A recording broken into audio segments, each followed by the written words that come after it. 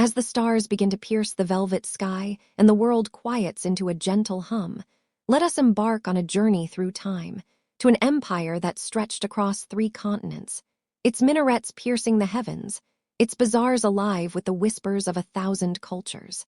Picture yourself standing on the shores of the Bosphorus, where the waters shimmer under a crescent moon, carrying tales of sultans, conquests, and dreams that shaped the world. Tonight, we will wander through the rise and fall of the Ottoman Empire, a saga woven with ambition, beauty, and the weight of centuries. This is not just a history lesson. It's a story meant to cradle you into restful slumber, each word a soft step into the past. Imagine the scent of spices drifting through Istanbul's vibrant markets, the distant call to prayer echoing over domed mosques, and the rustle of silk robes as viziers plot in shadowed halls.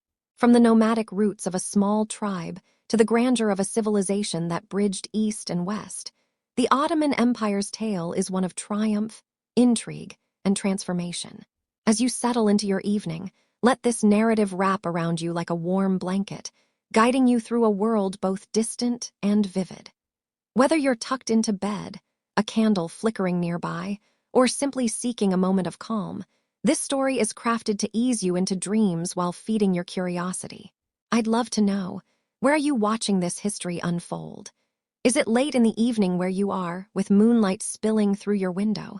Or perhaps it's early morning and you're sipping coffee as the world wakes. Share in the comments below where you are and what time it is, and let's connect across the globe through this shared journey. If you enjoy drifting into history as much as I love telling it, consider subscribing and hitting the bell icon so you never miss a tale. Your support keeps these stories alive, and I'm grateful for every one of you joining me tonight. Hello, my name is Sherry, and welcome to my channel. So let's begin. As the embers of a dying fire cast their glow across the Anatolian plains, let us step back to the late 13th century, where the seeds of a mighty empire were sown in the heart of a rugged, windswept land. Picture a vast steppe, where the horizon stretches endlessly, broken only by the silhouettes of nomads on horseback, their tents dotting the landscape like stars scattered across a midnight sky. Here, among the Turkmen tribes, a young warrior named Osman stirred under the weight of a dream, a vision that would one day reshape the world. This is where our story begins, in a time when empires clashed and borders were drawn with the edge of a sword. The world Osman knew was one of chaos and opportunity. The once mighty Seljuk Empire, which had ruled much of Anatolia, was crumbling under the weight of Mongol invasions and internal strife. Its fragments lay scattered, like shards of a broken mosaic, leaving a patchwork of small beyliks, petty principalities vying for power. Osman, born around 1258, was the son of Ertugrul, a chieftain of the Kei tribe, one of the many Oghuz clans that had migrated westward from Central Asia. The Kei were nomads, their lives woven into the rhythm of the seasons, their wealth measured in horses and loyalty. Yet Osman was no ordinary tribesman. His eyes, said those who knew him, burned with a quiet fire, a resolve that spoke of destiny. Osman's early years were spent in the shadow of Surgut, a modest settlement nestled in the hills near the Byzantine frontier. It was a place of simple beauty, where olive trees swayed in the breeze and the Sakarya River whispered secrets of the ages. From here, Osman's father had forged alliances with neighboring tribes and waged small raids against the weakening Byzantine outposts. The Byzantines, heirs to the Roman Empire, still clung to their western Anatolian strongholds, but their grip was faltering. Their cities, Bursa, Nicaea, Nicomedia, stood like aging sentinels, their walls weathered by time and neglect. Osman saw in this fragility a chance to carve out a legacy. By the 1290s, Osman had inherited his father's mantle, becoming the bey or leader of the Kei. His leadership was not born of grand titles or vast armies, but of charisma and cunning. He was a warrior of the steppe, his bow strung taut, his horse swift as the wind. Yet he was also a diplomat, weaving alliances with other Turkmen tribes and even Christian villagers who sought protection from the chaos of the frontier. These villagers, weary of Byzantine taxes and neglect, often welcomed Osman's rule, finding in his justice a stability their former lords could no longer provide. In return, Osman offered them safety and fairness, a pact sealed not in conquest but in trust. The first sparks of the Ottoman saga flared in these early conquests. Osman's warriors, known as Ghazis, were driven by a blend of faith and ambition. They saw themselves as warriors of Islam, pushing the boundaries of Dar al-Islam against the Christian Byzantine Empire. Yet their campaigns were pragmatic, not merely ideological. Osman targeted small forts and villages, each victory a stepping stone toward greater power. One such triumph came at the Battle of Baphius in 1302, where Osman's forces clashed with Byzantine troops near Nicomedia. The battle was small in scale, but vast in consequence. Osman's victory sent ripples through the region, drawing more warriors to his banner and cementing his reputation as a leader to be feared. Life in Osman's burgeoning domain was harsh but vibrant. Picture the campfires of Surgut at dusk, where warriors shared tales of valor over steaming bowls of pilaf, their laughter mingling with the crackle of burning wood. Women wove intricate kalims, their patterns telling stories of migration and survival, while children played under the watchful eyes of elders. Osman himself was said to be a man of the people, often sitting among his followers, listening to their grievances and dreams. His court, if it could be called that, was a tent pitched under the stars, its simplicity a stark contrast to the opulence that would later define his successors. Yet Osman's vision extended beyond the horizon of Surgut. He dreamed of a state that would unite the tribes, a realm where justice and strength would forge a new order. His marriage to Malhan Hatun, daughter of a prominent sheikh, strengthened his ties to religious and tribal leaders, while his friendship, with figures like Sheikh Edibali, a spiritual guide, lent his cause a sense of divine purpose.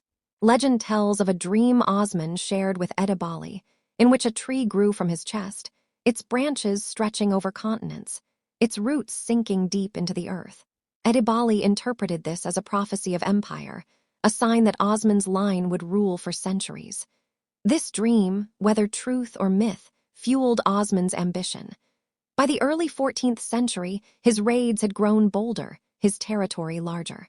He captured small towns and fortresses, each victory knitting together the patchwork of his fledgling state. Yet Osman was not merely a conqueror. He established a system of governance that rewarded loyalty and merit, laying the groundwork for a bureaucracy that would outlive him. His followers, bound by a shared purpose, began to call themselves Ottomans, sons of Osman, a name that would echo through history. As the sun sets over the Anatolian hills, imagine Osman standing atop a ridge, his gaze fixed on the distant spires of Byzantine cities. The wind carries the scent of pine and possibility, whispering of a future yet unwritten. His small tribe, once just a flicker in the vastness of the steppe, now stands on the cusp of greatness. But what trials await this fledgling dynasty? What forces will rise to challenge the man who dares to dream of empire? As the stars emerge, let us follow this path, for the story of the Ottomans is only just beginning. The Anatolian night wraps the world in a quiet embrace, the stars above Surgut twinkling like the ambitions of a young dynasty. As the embers of Osman's early victories still glowed, his successors stepped into the light, carrying forward the dream of an empire. The wind that once whispered through the tents of a nomadic tribe now carried the clatter of hooves and the clash of steel. As the Ottomans began to weave their destiny into the fabric of history, let us wander through the early 14th century, where the seeds planted by Osman took root, sprouting into a warrior dynasty that would shake the foundations of empires. Osman's death, sometime around 1324, marked not an end but a beginning. His son, Orhan, inherited a fledgling state, a patchwork of villages and fortresses stitched together by loyalty and conquest. Orhan was a man of his father's mold, lean and weathered, with eyes that saw beyond the horizon. Yet he was also a visionary, his mind as sharp as his sword, eager to transform a tribal coalition into a structured realm. Picture him riding through the hills of Bithynia, his banner, a crescent moon on a field of red, fluttering in the breeze, a symbol of hope for his followers and dread for his foes. Orhan's reign began with a bold stroke, the capture of Bursa in 1326. This was no mere village, but a city of silk and trade, its walls a testament to Byzantine resilience. Imagine the scene as Orhan's forces encircled Bursa, their siege engines groaning under the weight of stones, while inside, the defenders clung to fading dreams of imperial glory. After months of attrition, the city fell, not to slaughter but to negotiation, a hallmark of Orhan's pragmatism. He spared the inhabitants, offering them a place in his growing domain, and transformed Bursa into the first Ottoman capital. Walk its streets in your mind. Markets bustling with merchants from across Anatolia, mosques rising where churches once stood, their minarets piercing the dawn sky like silent promises. Bursa's fall sent shockwaves through the Byzantine world. Orhan, now styling himself as a ruler rather than a tribal chief, turned his gaze to other prizes. Nicaea, the cradle of Christian councils, fell in 1331, its surrender a quiet capitulation to the inevitable. Nicomedia followed in 1337, each conquest a stepping stone toward the Bosphorus.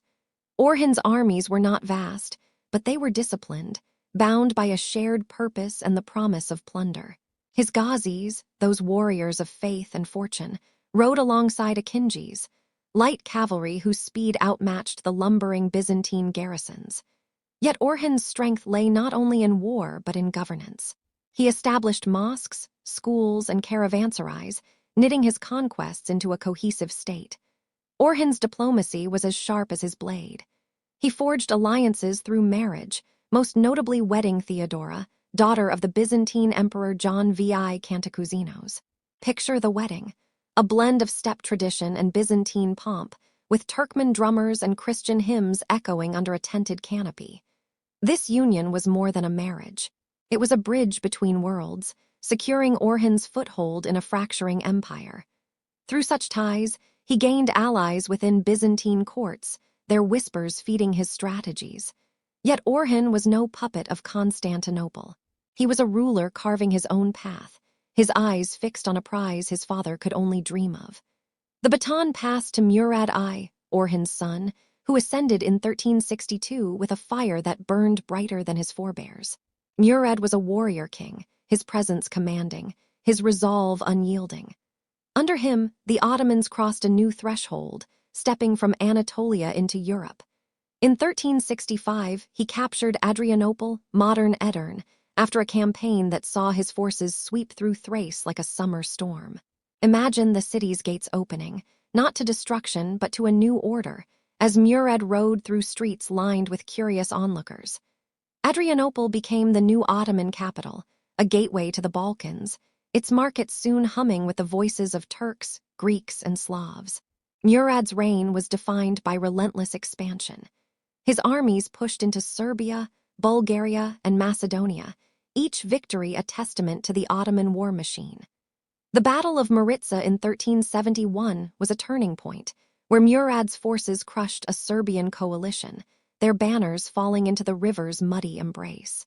Yet Murad was more than a conqueror. He formalized the devshirme system, a practice that would shape the empire for centuries.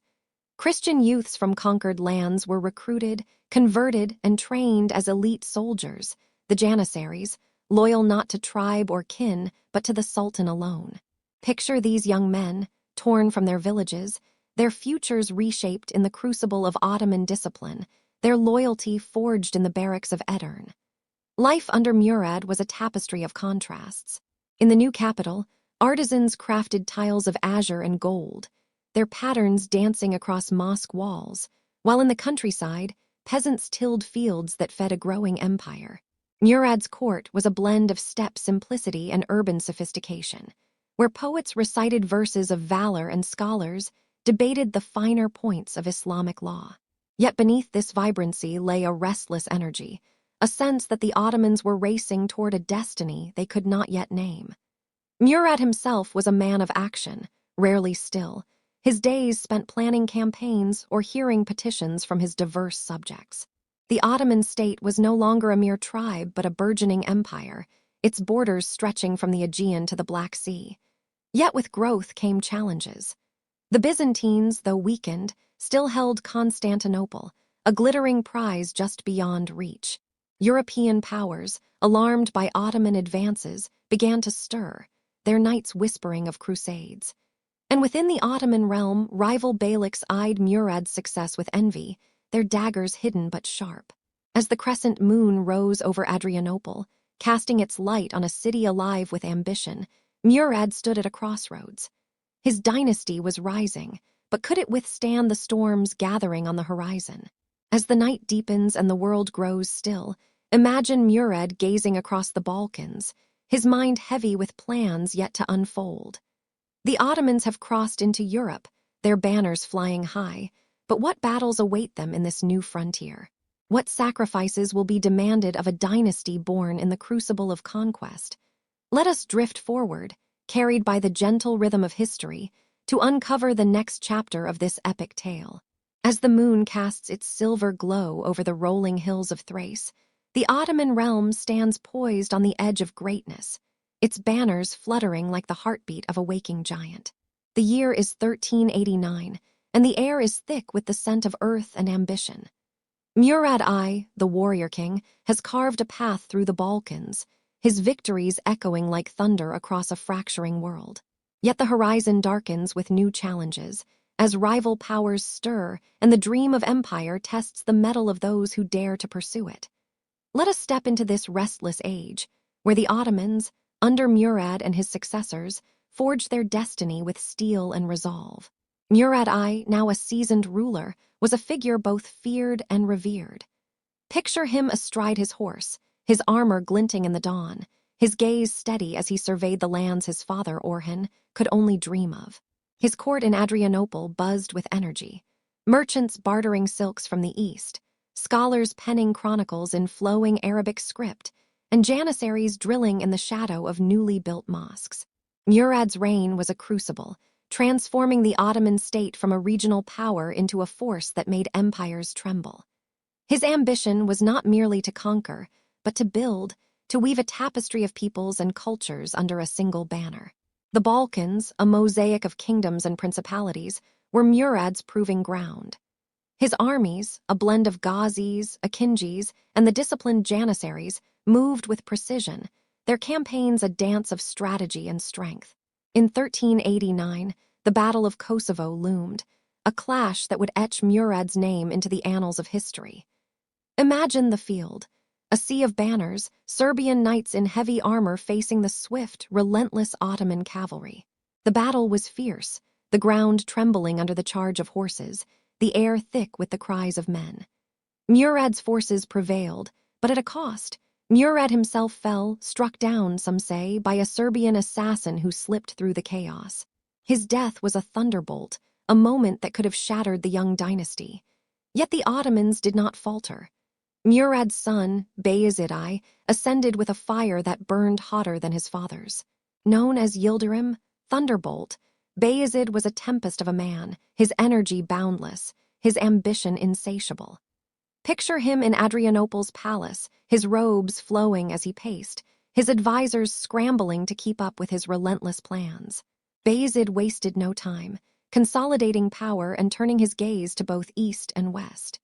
He crushed rival beyliks in Anatolia, bringing cities like Konya and Antalya under Ottoman rule, their markets and mosques swelling the empire's coffers.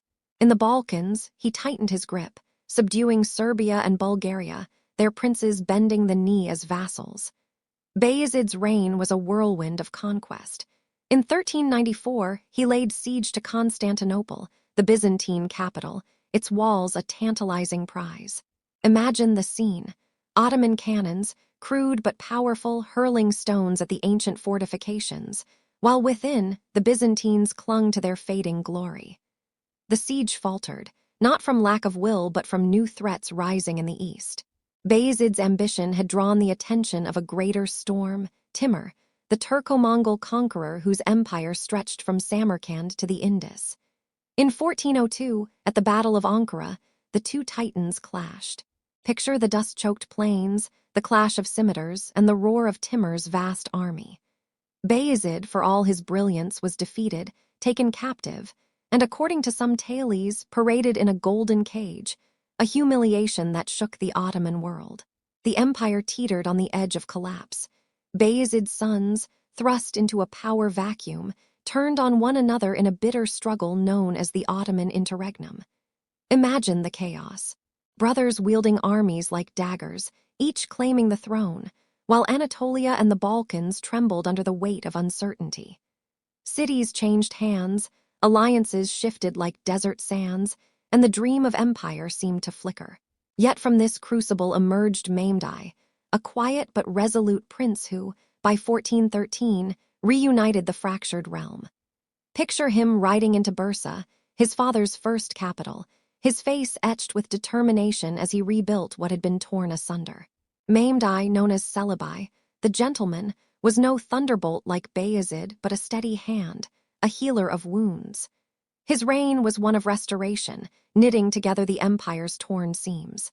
He strengthened the Janissary core, reformed taxation to fill the treasury, and rebuilt alliances with Balkan vassals. Walk through Edirne in your mind, the streets alive with the clatter of carts, the call to prayer mingling with the chatter of Greek, Serbian, and Turkish voices. Mamd's court was a blend of pragmatism and piety, where scholars debated theology and poets sang of unity.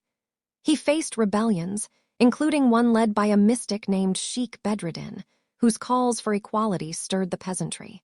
Mamd crushed the revolt, but its echoes lingered, a reminder of the empire's fragile balance. Under Mamd, the Ottomans regained their footing, their gaze once more turning to Constantinople. Yet he knew the city's walls were not merely stone, but symbols of a dying empire's defiance. He bided his time, strengthening his realm, knowing the prize would one day fall. His son, Murad II, inherited this patience and resolve. Ascending in 1421, Murad II was a ruler of contrasts, devout yet pragmatic, a warrior who loved poetry as much as battle. His early years were marked by another siege of Constantinople in 1422, a test of Ottoman might that ended in failure but honed their resolve. Murad turned to the Balkans, securing Wallachia and Serbia, his armies a tide that seemed unstoppable. Life in the Ottoman realm under Murad II was a blend of vibrancy and tension. Picture a bazaar in Edirne, merchants haggling over saffron and silk, janissaries patrolling with quiet menace, and storytellers weaving tales of Osman's dream under the shade of plane trees. The empire was growing, its culture a tapestry of Turkic, Persian, and Byzantine threads. Yet beneath the surface, cracks were forming. European powers, alarmed by Ottoman advances, whispered of crusades, their banners gathering in the north. Murad, standing on the ramparts of Edirne, knew the storm was coming.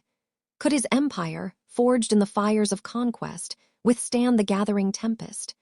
As the night wraps you in its gentle embrace, imagine Murad II gazing across the horizon, his heart heavy with the weight of empire. The Ottomans have risen, their thunder echoing across continents, but a greater prize looms: Constantinople, the city of dreams. What will it take to claim it? What sacrifices will the dynasty endure? Let us drift forward, carried by the soft current of history, to uncover the moment that changed the world forever.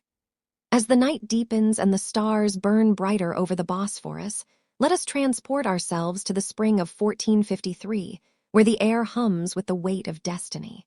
The Ottoman Empire, now a formidable power under the young and resolute Mamd II, stands at the gates of Constantinople, the last bastion of a fading Byzantine world.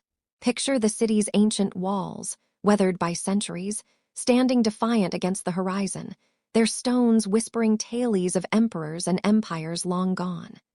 Tonight, we walk through the pivotal moment when the Ottomans claimed the city of dreams, forever altering the course of history. Mamd II, only 21 years old, was no ordinary ruler. Known to history as Mamd the Conqueror, he carried the ambition of his forebears like a torch, its flame burning with a singular purpose: to seize Constantinople. Imagine him in his tent outside the city, his dark eyes scanning maps by lamplight, his mind racing with strategies. Mamd was a scholar as much as a warrior, fluent in languages, versed in poetry, and obsessed with the mechanics of war. His court buzzed with engineers, astronomers, and generals, all drawn to his vision of an empire that would bridge east and west. Constantinople in 1453 was a shadow of its former glory. Once the heart of the Roman Empire, it was now a city under siege. Its population dwindled to a mere 50,000, its coffers empty, its emperor, Constantine XI, a brave but weary figure. Picture the city's great walls, the Theodosian fortifications, stretching along the land and sea, their towers crowned with crosses. Within, churches glowed with candlelight, their mosaics shimmering as citizens prayed for deliverance. Yet the world had turned its back. Europe's promised aid was little more than whispers, leaving Constantinople to face the Ottoman storm alone. Mehmed's preparations were meticulous. He amassed an army of perhaps 80,000, a sea of soldiers stretching across the plains outside the city. His navy, newly built, blockaded the Bosphorus, their sails casting shadows on the water. Most fearsome were his cannons, crafted by a Hungarian engineer named Orban. Imagine these monstrous machines, their barrels gleaming in the dawn, capable of hurling stone balls weighing over 1,000 pounds. The largest, called Basilic, was a marvel and a terror, its roar shaking the earth as it battered Constantinople's walls. Mehmed's strategy was relentless: bombard the fortifications, starve the city, and break its spirit. The siege began on April 6, 1453. Picture the scene: the Ottoman camp alive with the clatter of armor, the chant of prayers, and the thunder of cannons. Day after day, the walls endured a relentless assault, their stones crumbling under the barrage. Within the city, Constantine XI rallied his defenders: Greeks, Venetians, Genoese, their courage a flickering light against the encroaching darkness.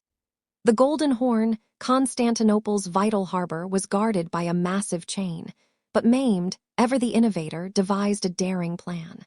His men dragged ships overland, across the hills of Galata, bypassing the chain to encircle the city by sea. Imagine the astonishment of the defenders as Ottoman sails appeared where none should have been, a testament to Mehmed's audacity. Life within Constantinople grew grim. The markets, once vibrant, stood empty, their stalls bare. Families huddled in churches, their prayers mingling with the distant boom of cannons. Yet the defenders fought on, repairing breaches in the walls by night, their hands blistered but resolute. Mehmed, sensing resistance waning, offered terms: surrender and the city would be spared. Constantine XI refused, his voice echoing with the pride of 1,000 years. "To surrender the city to you," he is said to have declared, "is beyond my authority or anyone else's, for all of us will fight and die of our own free will." The stage was set for a final stand. On May 29, 1453, Mehmed launched his assault. Picture the night: a crescent moon hanging low, the Ottoman camp ablaze with torches, the air thick with the scent of gunpowder. Wave after wave of soldiers surged toward the walls, first the irregulars, then the disciplined Anatolian troops, and finally the elite Janissaries. The defenders, exhausted, fought with desperate valor, their swords flashing in the dark. A small gate, the Kirkaporta, was left unlocked by mistake, and through this crack poured the tide of history.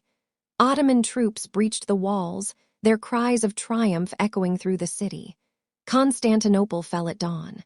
Constantine XI, legend holds, cast off his imperial robes and charged into the fray, vanishing into the chaos, a final act of defiance. The city was now Mehmed's, yet he was no mere conqueror bent on destruction. Entering Constantinople on horseback, he rode to the Hagia Sophia, the great cathedral of Christendom. Stepping inside, he paused, awestruck by its dome, a marvel of light and stone. He ordered it preserved, soon to become a mosque, its mosaics veiled but not destroyed. Mehmed declared Constantinople his new capital, renaming it Istanbul, a city that would pulse as the heart of his empire. The aftermath was a blend of sorrow and renewal. Some inhabitants were enslaved, others spared, their lives woven into the Ottoman tapestry. Mehmed repopulated the city, inviting Turks, Greeks, Armenians, and Jews to rebuild its markets and streets. Picture Istanbul's rebirth: minarets rising beside church domes, bazaars humming with voices in a dozen tongues, ships crowding the Bosphorus with goods from across the world. Mehmed, now fatty, conqueror, saw himself as heir to Rome, his empire a bridge between continents, faiths, and eras. The fall of Constantinople was more than a conquest, it was a turning point. Europe reeled, its scholars fleeing west with ancient texts, sparking the Renaissance. The Ottomans, now masters of a city that had stood for a millennium, turned their gaze to new horizons. Mehmed, standing on the walls of his new capital, felt the weight of history and the pull of the future. But what would it mean to rule such a prize? What challenges awaited an empire now poised to dominate the world? As the night wraps you in its quiet embrace, imagine Mehmed gazing over Istanbul, the city of his dreams, its lights flickering like stars on the Bosphorus. The Ottoman Empire has risen to new heights, but can it hold this fragile glory? Let us drift forward, carried by the gentle tide of history, to explore the golden age that dawns. As the stars twinkle over Istanbul, their light dancing on the waters of the Bosphorus, the Ottoman Empire stands at the dawn of its golden age. The year is 1520, and a new sultan ascends the throne, his name destined to echo through the centuries. Suleiman, later called the Magnificent. Picture the city, its minarets piercing the twilight, its markets alive with the scents of saffron and rosewater, its people whispering of a young ruler whose ambition burns brighter than the sun. Tonight, we step into the reign of Suleiman, a time when the Ottoman Empire reached its zenith, a beacon of power, culture, and law, weaving a legacy that still lingers in the dreams of the world. Suleiman I, only 26 when he took the throne, was a figure of paradox, both warrior and poet, conqueror and lawgiver. Imagine him in the Topkapi Palace, its courtyards fragrant with jasmine, his robes of silk catching the light as he pored over maps and manuscripts. His face, sharp and thoughtful, bore the weight of his father Selim I's conquests, which had doubled the empire's size, bringing Mecca, Medina, and Cairo under Ottoman rule. Yet Suleiman was no mere heir. He was a visionary, determined to forge an empire that would rival the glories of Rome and Persia. His reign would be a tapestry of triumphs, its threads woven from battlefields, courtrooms, and the hearts of his people. Suleiman's early years were marked by a restless energy. The empire he inherited was vast, stretching from the Danube to the Nile, its borders a mosaic of cultures and faiths. Yet it was not enough.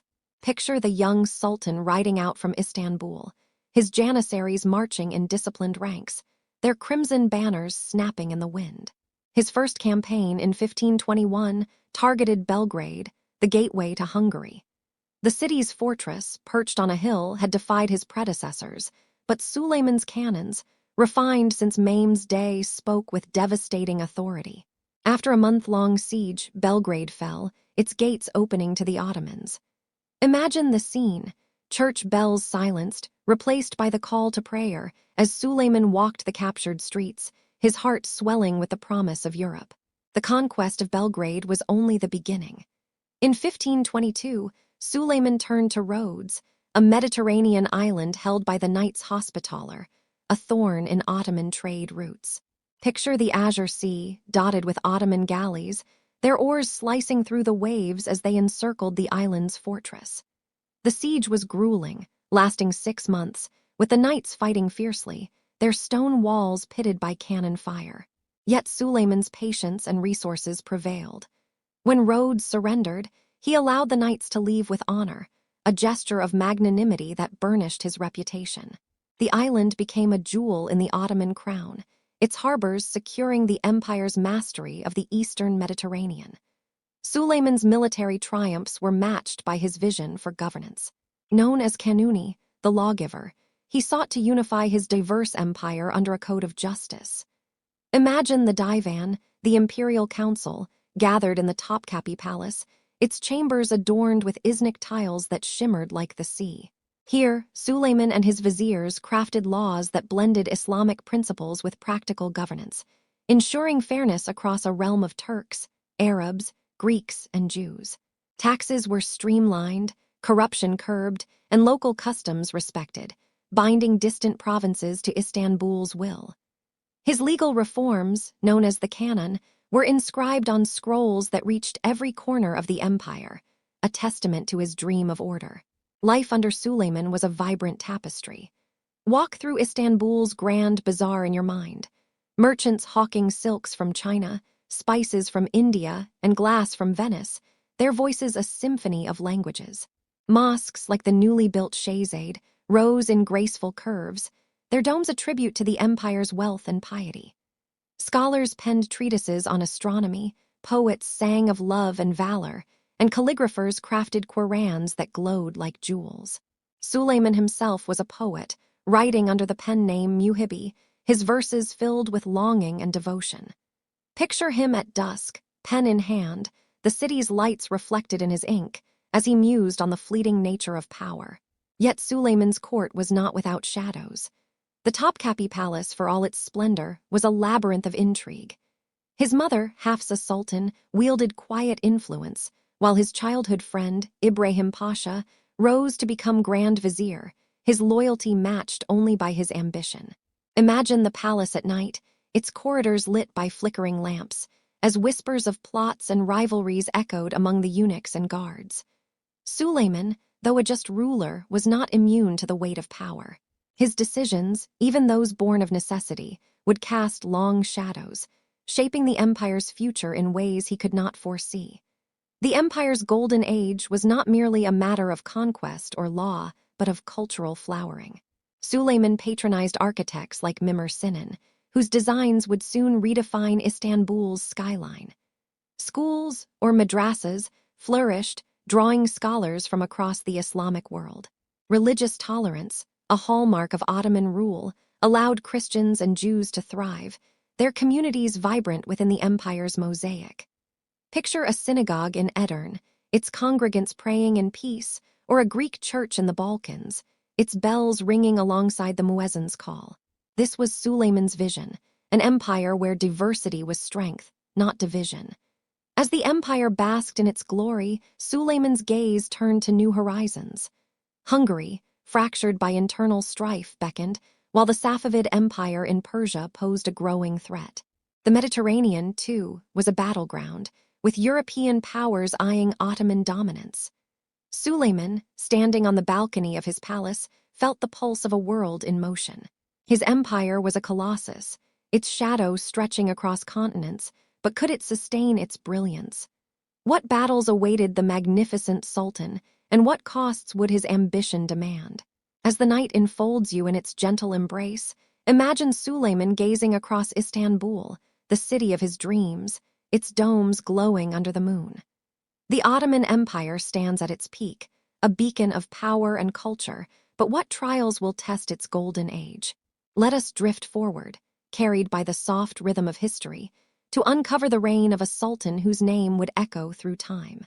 As the velvet night drapes Istanbul in a cloak of stars, the Ottoman Empire basks in the radiance of its golden age, its heart beating to the rhythm of Suleiman the Magnificent's reign.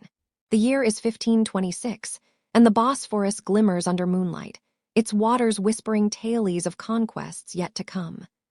Suleiman, now seasoned by early victories, stands as a colossus astride two continents, his ambition a flame that lights the path to greatness. Tonight, we wander through the heart of his reign, where battles, laws, and dreams weave a tapestry of splendor, carried forward by a sultan whose name echoes like a hymn across the ages. Picture Suleiman in the Topkapi Palace, its halls adorned with tiles that shimmer like the sea, his presence commanding yet serene. He was a man of contrasts, a warrior whose sword carved empires, a poet whose verses sang of love, and a lawgiver whose decrees bound millions. His court was a vibrant mosaic, where viziers in silken robes debated strategy, poets recited odes beneath arched ceilings, and janissaries stood guard, their loyalty forged in the crucible of his vision. Istanbul, now the empire's beating heart, pulsed with life, its bazaars a riot of colors, its mosques soaring tributes to faith and power. Suleiman's ambition knew no bounds. In 1526, he set his sights on Hungary, a fractured kingdom ripe for conquest. The Battle of Mohacs was his proving ground.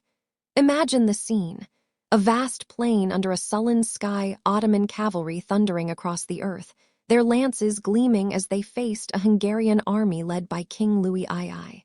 Suleiman's forces, disciplined and relentless, wielded cannons and muskets with devastating precision. Within hours, The Hungarian lines crumbled, Louis II perished in the retreat, and Hungary's heart lay open. Picture Suleiman riding through the battlefield, his banner aloft, the crescent moon a silent witness to a victory that reshaped Europe's borders. Mohacs was more than a battle, it was a statement. The Ottoman Empire now stretched deep into Europe, its shadow falling over Vienna, the heart of the Habsburg realm. Suleiman's armies pressed on, capturing Buda in 1541, transforming it into a provincial capital where minarets rose beside Gothic spires. Yet conquest was not his only legacy. Suleiman's campaigns in the east were equally bold. He clashed with the Safavid Empire of Persia, their Shiite rulers a theological and military challenge. Picture the rugged mountains of Mesopotamia, where Ottoman troops marched through dust and heat, seizing Baghdad in 1534, its ancient walls yielding to Suleiman's will. The Mediterranean, too, was a stage for Suleiman's ambition. His navy, under admirals like Barbarossa, the red-bearded corsair, dominated the seas. Imagine Ottoman galleys, their sails billowing, clashing with Christian fleets off the coast of Tunis or Preveza. The victory at Preveza in 1538 secured Ottoman control of the eastern Mediterranean, its waters a lifeline for trade and power. Barbarossa, once a pirate, now an admiral, knelt before Suleiman in Istanbul, his tales of naval triumphs mingling with the scent of salt and victory. Yet Suleiman's greatness lay not only in conquest, but in the laws that bound his empire. As Kanuni, the lawgiver, he refined the canon, a legal code that harmonized Islamic Sharia with the needs of a diverse realm.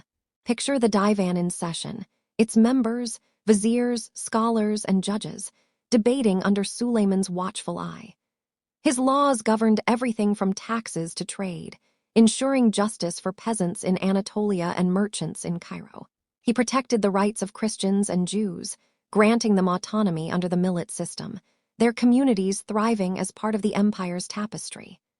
Imagine a Jewish scholar in Thessaloniki penning a manuscript, or a Greek priest in Serbia leading his flock, both secure under Suleiman's edicts. Life in the empire was a symphony of cultures. Walk through Istanbul's streets, artisans hammering silver into intricate designs, calligraphers crafting verses that danced across parchment, and poets reciting in coffeehouses lit by flickering lamps. Suleiman himself was a poet, his verses as muhibbi filled with longing and reflection. "The people think of wealth and power as the greatest fate," he wrote, "but in this world, a spell of health is the best state." Picture him at twilight, gazing over the Bosphorus, his heart torn between the glory of empire and the fleeting nature of life. The empire's cultural flowering owed much to Suleiman's patronage. He commissioned Mimar Sinan, the master architect, to build mosques that would rival the heavens. The Suleimani Mosque, begun in 1550, rose as a testament to his reign, its dome a crown over Istanbul, its minarets piercing the sky. Imagine the mosque's courtyard, where students studied theology, their voices mingling with the call to prayer. Sinan's genius extended to bridges, aqueducts, and schools, each structure a brick in the empire's legacy. Yet even in this golden age, shadows lingered. The palace was a crucible of intrigue, where Suleiman's trusted friend, Ibrahim Pasha, fell from grace. Accused of overreaching, Ibrahim was executed in 1536, his body found outside the palace gates. Picture the silence that followed, the Sultan's grief tempered by the demands of rule. Suleiman's family, too, was touched by tragedy. His sons, raised in the harem's gilded cage, vied for power, their rivalries a quiet storm that would one day erupt. As Suleiman stood at the pinnacle of his reign, the empire was a colossus, its borders stretching from Budapest to Basra, its culture a beacon of the age. Yet the world was shifting. Europe's powers, alarmed by Ottoman might, forged alliances, their cannons gleaming in the north. The Safavids, defiant in the east, challenged Suleiman's supremacy. And within the palace, whispers of succession grew louder, a reminder that even the magnificent could not outrun time. What would become of this empire, built on the dreams of a poet king? What trials awaited its golden heart? As the night cradles you in its gentle arms, imagine Suleiman standing on the walls of his city, the Bosphorus reflecting the stars. The Ottoman Empire shines brightest in his reign, but can its light endure the shadows gathering at its edges?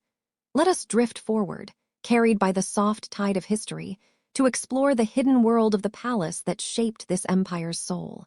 As the moon rises over Istanbul, casting a silver veil across the Topkapi Palace, we step into a world hidden behind gilded doors, where whispers wield more power than swords.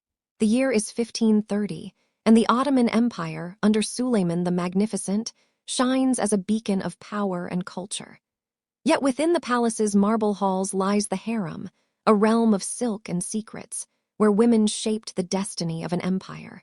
Tonight, we drift into this enigmatic world, where love, ambition, and intrigue intertwined, and where one woman, Hürrem Sultan, redefined the heart of Ottoman rule.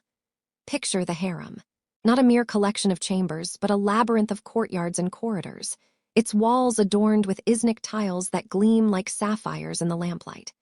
Here, hundreds lived, wives, concubines, children, and eunuchs, each bound by a delicate hierarchy.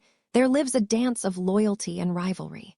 The harem was no prison but a crucible, where education, artistry, and politics flourished under the watchful eyes of the Valide Sultan, the Sultan's mother.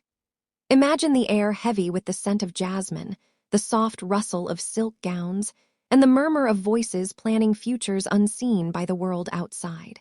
At the heart of this world stood Hürrem, known to history as Roxolana, a woman whose story began far from Istanbul.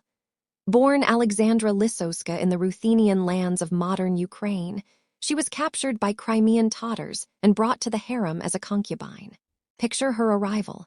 A young woman, her eyes sharp with intelligence, her spirit unbroken despite the chains of fate.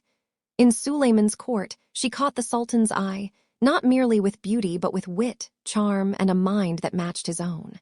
Unlike others, Hürrem rose from concubine to wife, a rare honor that shocked the court.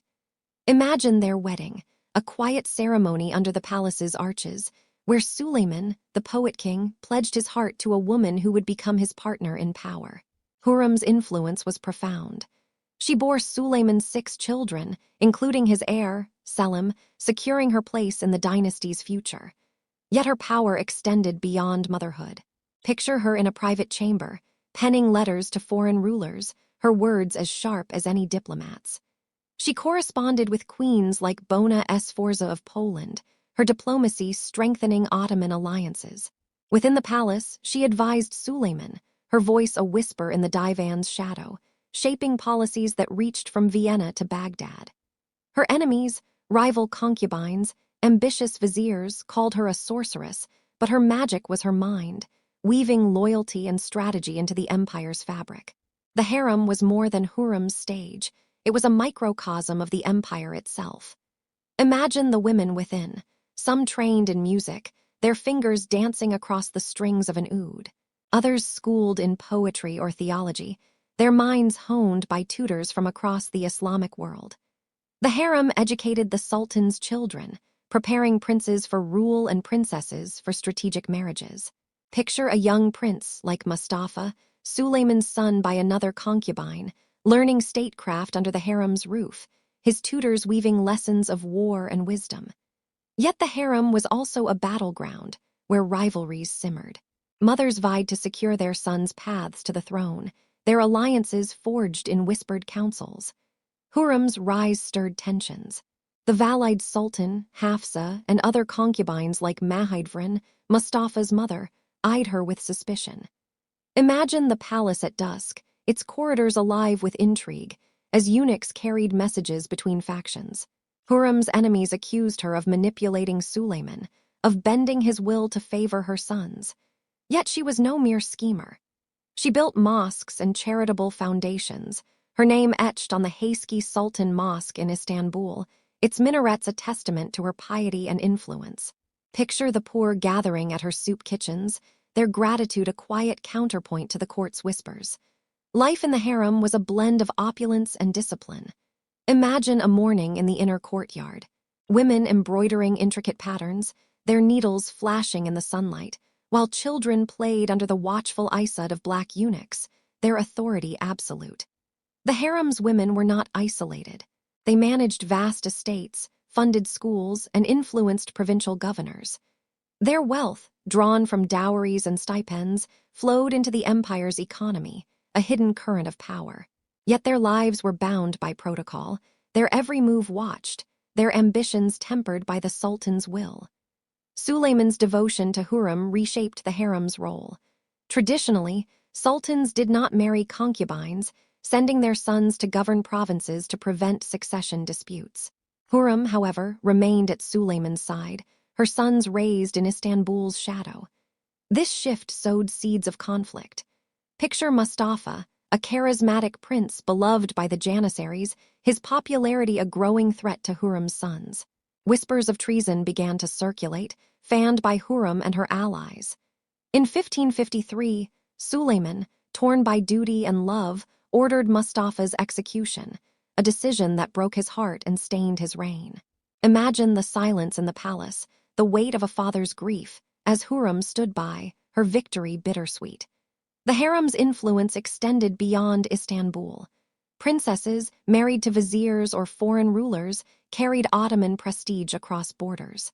Picture Mihrama, Suleiman and Hurrem's daughter, radiant and astute, her marriage to Rustam Pasha, a powerful vizier, cementing alliances within the court. The harem's women were diplomats in their own right, their letters and gifts shaping relations with Venice, Persia, and beyond. Yet their power came at a cost. Rivalries turned deadly, and loyalty was a fragile thread in a world where a single misstep could mean exile or worse. As Suleiman's reign continued, the harem's role grew, its women shaping the empire's future. Hurrem's legacy endured in her children and her charitable works, but her death in 1558 left a void. Picture Suleiman, now aging, standing by her tomb, his verses as Muhibbi filled with longing. My heart burns in flames of sorrow, and my eyes weep rivers. The harem, though, remained a force, its influence woven into the empire's soul. But what would become of this golden age as Suleiman's strength waned? What storms would rise from the ambitions nurtured within these gilded walls? As the night enfolds you, imagine the harem's lamps flickering, their light casting shadows on walls that hold 1,000 secrets.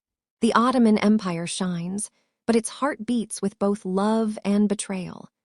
Let us drift forward, carried by the gentle tide of history, to explore the cultural splendor that defined this magnificent era. As the night settles over Istanbul, its domes and minarets bathed in moonlight, the Ottoman Empire pulses with a vibrancy that transcends its conquests and courts. The year is 1550, and under Suleiman the Magnificent, the empire is not merely a realm of swords and laws, but a tapestry of cultures, woven from the threads of a dozen peoples and faiths. Picture the city's streets, where the scent of fresh bread mingles with the call to prayer, where artisans, poets, and scholars craft a legacy that shines as brightly as the stars above. Tonight, we wander through the cultural mosaic of the Ottoman Golden Age, a world where art, faith, and tolerance created a symphony that still echoes through time.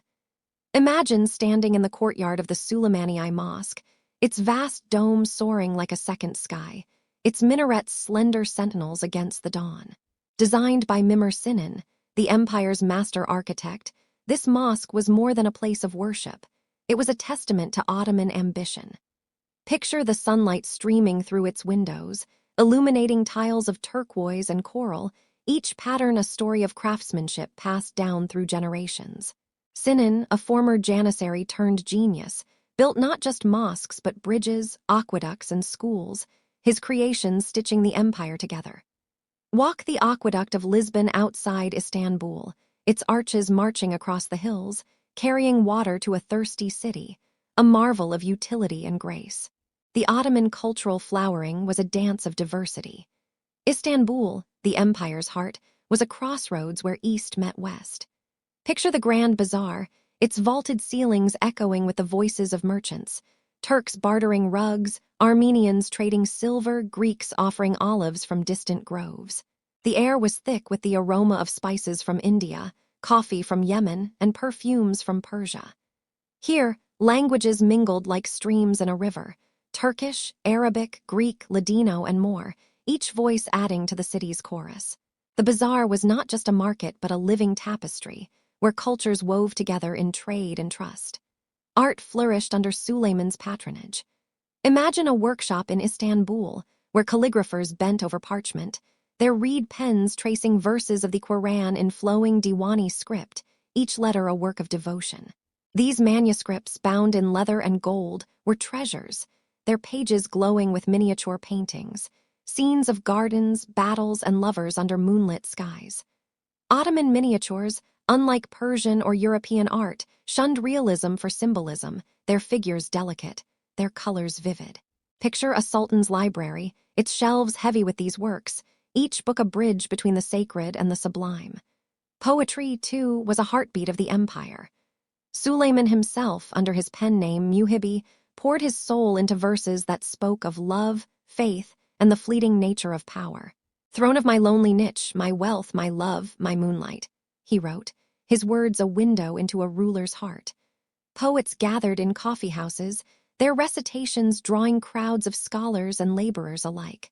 Imagine a dimly lit room, the air thick with the scent of roasted beans, as a poet's voice rises, weaving tales of heroism or longing, the listeners swaying to the rhythm of his words. Poetry was not elite. It was the empire's pulse, shared by all. Music filled the Ottoman air, from the haunting melodies of the ney flute to the rhythmic pulse of the darbuka drum. Picture a palace garden, where musicians played for the sultan, their notes floating over fountains that sparkled in the twilight. The Ottoman classical tradition, rooted in Persian and Arabic modes, was refined in Istanbul's courts, its compositions a blend of precision and passion. Sufi dervishes, spinning in their mystic dances, added a spiritual layer, their music a bridge to the divine. Imagine a Mevlevi lodge, where whirling figures moved in harmony with the cosmos, their trance a silent prayer under the stars. The empire's tolerance was its quiet strength. Under the millet system, Christians, Jews, and Muslims lived side by side, each community governed by its own leaders. Picture a Jewish quarter in Istanbul, its synagogue bustling with scholars debating the Talmud, or an Armenian church in Anatolia, its frescoes glowing with scenes of saints. Suleiman's laws protected these communities, granting them autonomy in faith and custom. A Greek merchant in Thessaloniki could trade freely, a Serbian priest could lead his flock, their lives woven into the empire's fabric. This tolerance was not mere pragmatism, it was a vision of unity, a belief that diversity strengthened the whole. Learning thrived in the empire's madrasas, where students studied theology, astronomy, and mathematics. Imagine a classroom in Edirne, its walls lined with books, where a teacher expounded on Al-Ghazali's philosophy or Ptolemy's stars, his students scribbling notes by candlelight. The Ottoman Observatory, built later in the century, tracked the heavens, its instruments gleaming under the guidance of scholars like Taqi al-Din. Science and faith were not at odds. They were partners in the pursuit of truth, their discoveries fueling the empire's curiosity. Yet this cultural splendor was not without its tensions. The empire's vastness brought challenges. Provincial governors sometimes defied Istanbul's will, and religious scholars occasionally clashed with the sultan's reforms. Picture a debate in the divan, where a conservative sheikh argued against new musical forms, his voice rising against the tide of change. Suleiman, though a patron of innovation, walked a delicate line, balancing tradition with progress. His court was a crucible, where ideas were forged, tested, and sometimes broken. As the Golden Age shone, the empire's cultural achievements became its legacy. The Suleimani's dome, the poet's verse, the calligrapher's stroke, these were not mere adornments but expressions of a civilization at its peak. Yet even in this brilliance, shadows loomed. Suleiman's later years were marked by personal losses and political strains, and the empire's vastness began to weigh on its soul. Could this mosaic, so carefully crafted, withstand the pressures of time? What cracks would appear in its radiant surface? As the night wraps you in its gentle embrace, imagine standing beneath the Suleimani, its silhouette a promise against the stars. The Ottoman Empire shines as a cultural beacon, but can its light endure the gathering storms? Let us drift forward, carried by the soft current of history, to uncover the first whispers of decline in a realm that seemed eternal. As the stars burn softly over Istanbul, their light a quiet witness to the passage of time, the Ottoman Empire stands at the zenith of its golden age, yet the first faint shadows begin to creep across its radiant surface. The year is 1566, and Suleiman the Magnificent, now aged and weary, leads his final campaign, his heart heavy with the weight of empire. Picture the Bosphorus at twilight, its waters reflecting the city's domes, as whispers of change stir within the palace and beyond. Tonight, we wander into the twilight of the Golden Age, where the seeds of decline were sown, their roots hidden beneath the empire's splendor. Suleiman's death in 1566, during a campaign in Hungary, marked a turning point. Imagine the scene. A battlefield near Schejdvar, the Sultan's tent a solitary island amid the chaos of war. Stricken by illness, he breathed his last, his final thoughts, perhaps, on the empire he had shaped. His son, Selim II, ascended the throne, a man unlike his father. Known as Selim the Sought, he preferred the pleasures of the palace to the rigors of rule. Picture him in the Topkapi, surrounded by poets and wine, his laughter echoing where Suleiman's decrees once resounded. Selim was not without merit. His navy won a stunning victory at Tunis in 1574, but his reign lacked the vigor that had driven the empire's ascent. The empire's vastness, once its strength, began to reveal its burdens. Spanning 3 continents, from Vienna's gates to the Persian Gulf, it was a colossus held together by will and bureaucracy. Yet the world was changing. Picture the trade routes that once enriched Istanbul, now shifting westward as European ships sailed to the Americas, their holds brimming with silver. The influx of New World wealth sparked inflation, eroding the Ottoman economy. Imagine a merchant in the Grand Bazaar, his coins buying less each day, his wares piling unsold as prices soared. The treasury, once flush with conquest spoils, strained to fund the empire's endless wars. The Janissaries, the empire's elite warriors, began to stir with discontent. Once loyal only to the Sultan, they grew powerful, their influence seeping into politics. Picture their barracks in Istanbul, where once disciplined soldiers now whispered of grievances, their loyalty wavering as they demanded higher pay. Under Selim II and his successors, the Devshirme system weakened, and the Janissaries began recruiting from within, their ranks swelling with men more loyal to their own interests than to the state. Imagine a vizier, cautious in the divan, wary of the Janissaries' growing shadow, their swords a silent threat. Suleiman's successors struggled to match his vision. Murad III, ascending in 1574, was a pious but indecisive ruler, his court dominated by the harem and ambitious viziers. Picture the Topkapi's inner chambers, where the Valide Sultan, Nurbanu, wielded power, her influence shaping appointments and policies. The harem, once a source of strength, became a crucible of intrigue, with mothers and wives vying to secure their sons' paths to the throne. Imagine the tension in the palace, where every smile hid a calculation, every gift a potential poison. Murad's reign saw victories, like the conquest of Georgia, but also losses, as Persian campaigns drained the treasury and yielded little. The empire's bureaucracy, once a marvel of efficiency, began to creak. Governors in distant provinces, from Cairo to Belgrade, grew bolder, skimming taxes and defying Istanbul's edicts. Picture a pasha in Damascus, his palace gleaming with pilfered wealth, his loyalty to the Sultan a mere formality. Corruption seeped into the system, as offices were sold to the highest bidder, their holders more interested in profit than governance. The canon, Suleiman's legal legacy, still held sway, but its enforcement faltered, leaving peasants and merchants to bear the burden of mismanagement. Externally, the empire faced new pressures. In Europe, the Habsburgs and their allies, emboldened by wealth and technology, pushed back. The Battle of Lepanto in 1571, though not a decisive defeat, was a blow to Ottoman naval prestige. Picture the Mediterranean, its waves littered with the wreckage of galleys, as the Holy League's cannons shattered the myth of Ottoman invincibility. In the east, the Safavids remained a thorn, their guerrilla tactics frustrating Ottoman armies in the rugged hills of Azerbaijan. Imagine a soldier, weary and dust-covered, marching through mountains that offered no glory, only hardship. Yet life in the empire retained its vibrancy. Walk through Istanbul's streets. Mosques still gleamed with Sinan's genius, poets still recited in coffeehouses, and scholars debated in madrasas. The empire's cultural mosaic endured, with Christians and Jews thriving under the millet system. Picture a festival in Edirne, where Turks danced with Greeks, their music blending under lanternlit skies. The Ottoman spirit was resilient, its people adapting to change even as their rulers faltered. Charitable foundations, funded by sultans and their mothers, fed the poor and educated the young, their legacy a quiet counterpoint to the empire's strains.